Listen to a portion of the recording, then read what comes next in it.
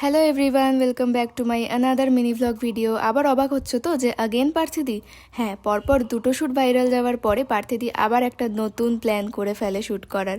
তো এই যে দেখছো এই গ্যারেজটা, এই গ্যারেজের মধ্যেই কিন্তু আমরা শ্যুটটা করেছিলাম, সেটা তোমরা সামনে দেখতে পারবে।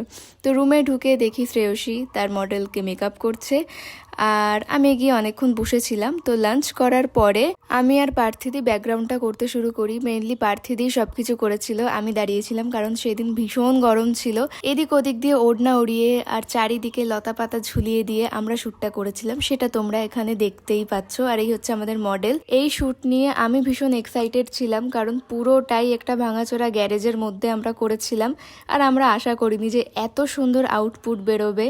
তো এভাবে পার্থিদির শ্যুটটা কমপ্লিট হয়ে যাওয়ার পরে আমরা সবাই মিলে বেরিয়ে পড়ি শ্রেয়সীদির শ্যুট করার জন্য।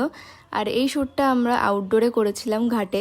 অবভিয়াসলি মণিপুর ঘাটে গিয়েই আমরা করেছিলাম, কারণ অন্যান্য ঘাটের তুলনায় এই ঘাটটাতে লোকজন একটু কম হয়। বিটিএস ভিডিও বানাতে গিয়ে দেখছি যে এরা কোনো টেকই নেয়নি যখন আমি ভিডিও শ্যুট করছিলাম বা ছবি তুলছিলাম। তো সেজন্য আজকের ব্লগটা এখানেই এন্ড। আবার দেখাবো অন্য কোনো ভিডিওতে, ততক্ষণ টাটা।